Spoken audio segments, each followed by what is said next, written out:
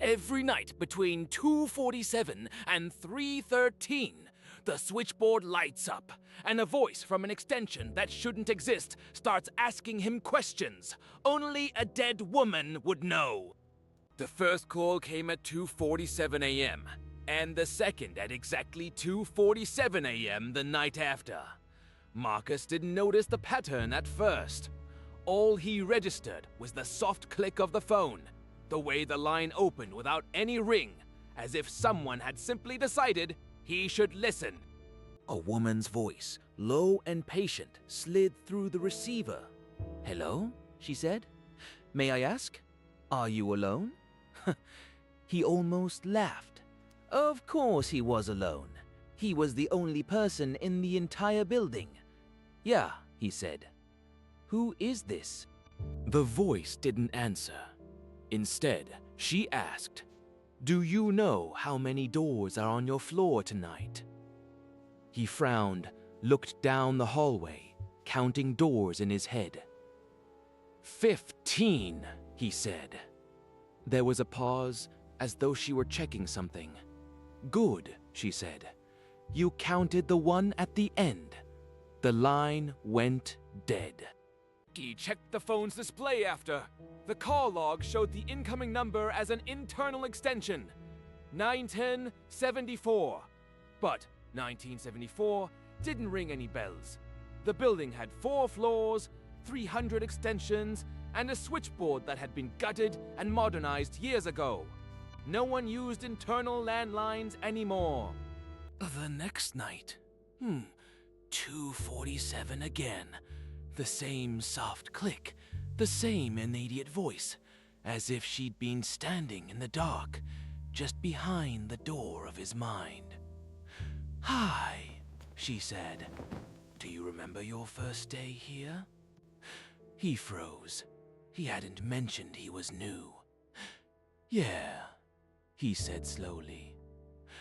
"How did you—" "Did they show you the basement?" she asked. "The part that isn't on the keycard?" "No," he said. "There's no basement." "There are," she replied. 3. Silence stretched. He waited for her to laugh, to confess it was some bored colleague on another floor. Instead, she said, "Be careful going home tonight. The last elevator doesn't always stop where you expect." Again, the line died. He looked up extension 1074 in the building's old directory.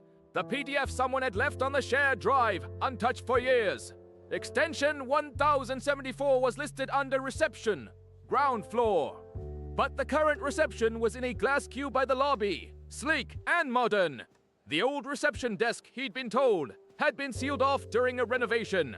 7 years ago, they'd moved the front entrance, knocked out the old lobby, and built a wall where the desk used to be. He called the facilities manager, half expecting a joke. 1074? The man said. "Yeah, that old desk. It got buried when we redid the lobby. No one uses that extension." "Then why is it calling me?" Marcus asked. There was a long pause. "Calling you?" the manager repeated. "That number was decommissioned years ago.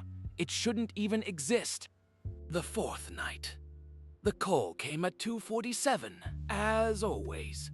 But this time, she didn't ask a question. "Marcus," she said. He went cold. He had never told her his name. "How do you know that?" he whispered. "You sound like your father," she said.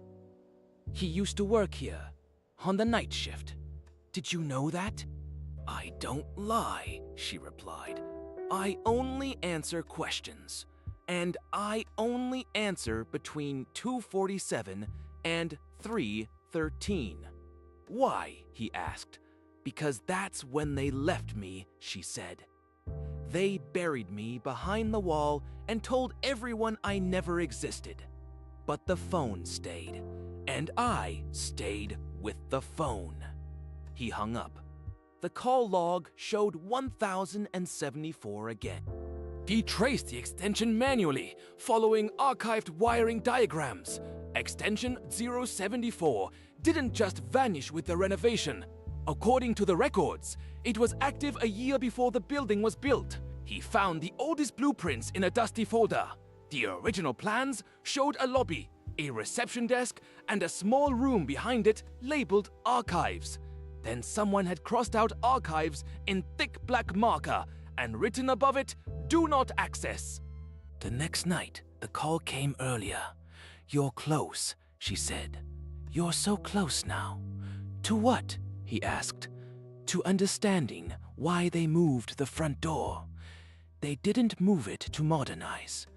They moved it so no one would walk past the old desk, so no one would hear the phone, so no one would answer me." "Why?" he whispered. "Because when I have a name," she said softly, "I can leave the phone." "You used to call him too," Marcus said. "Yes," she replied. "He answered. He listened. He told me his name." "What happened to him?" Marcus asked. "He left the building," she said. "He thought that would be enough." The line stayed open, just a breath of static. "It wasn't," she added. He realized she didn't just know his name now. She knew his father's name, his father's shift, his father's voice. The pattern in the calls, the questions, the way she learned about his family. It wasn't random. It was a chain, stretching back through the years, one night guard to the next. "What do you want?" he whispered. "I want someone to open the door," she said. "I want someone to say my name." He realized then that she had never once told him hers. The call ended at 3:13. Exactly. The next night, the phone didn't ring at 2:47. It rang at 2:46, and the night after that, at 2:45. Each time, her voice was closer, clearer, as if she were no longer speaking from a buried room, but from somewhere just behind his shoulder. On the 7th night, the phone didn't ring at all. Instead, at 2:47, he heard a soft knock from inside the wall. A calm, patient knock, the kind a receptionist might make when she knows you're standing just outside her door, and all you have to do is open it. If your phone rings between 2:47 and 3:13 a.m., don't answer it. Subscribe for more stories that keep you up at night.